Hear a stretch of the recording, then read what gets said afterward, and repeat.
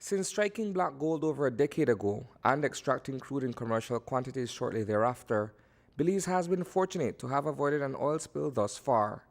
That does not mean, however, that the threat is non-existent. In fact, while the pumping of petroleum from wells in Spanish Lookout has seen a significant reduction, the risk of an oil slick along the highways or spillage at sea is very real.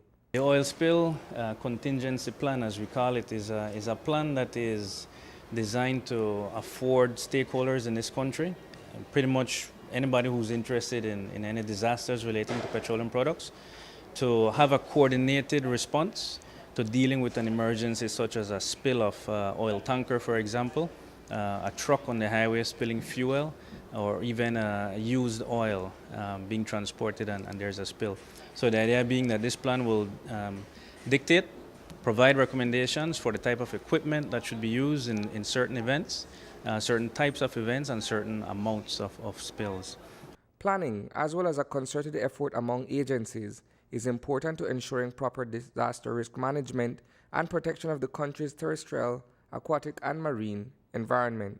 One of the important things is, each country really needs to be and should have in place a mechanism to respond to the emergency, that environmental potential emergency.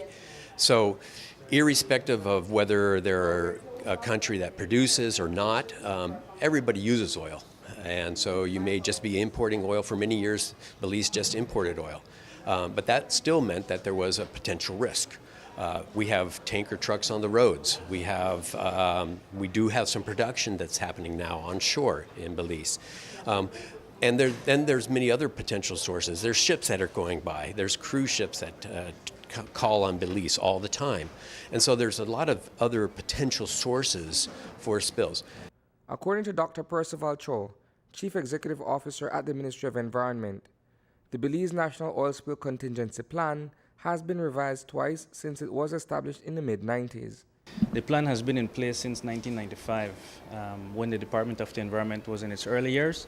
It was revised in certain areas of it in 2003 and then updated again in 2008. So this plan has been in place for quite some time.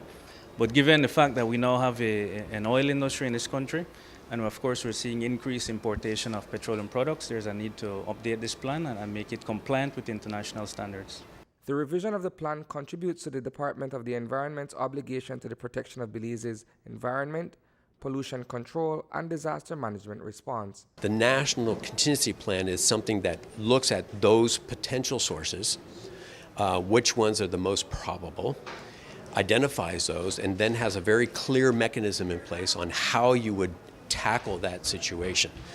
And the importance of having the stakeholders, whether that's government, NGOs, industry, tourism, foreign affairs, all these different stakeholders are potential contributors to making sure that that whatever happens in terms of response is done effectively and addresses everybody's concerns and priorities. Reporting for News 5, I am Isani Cayetano.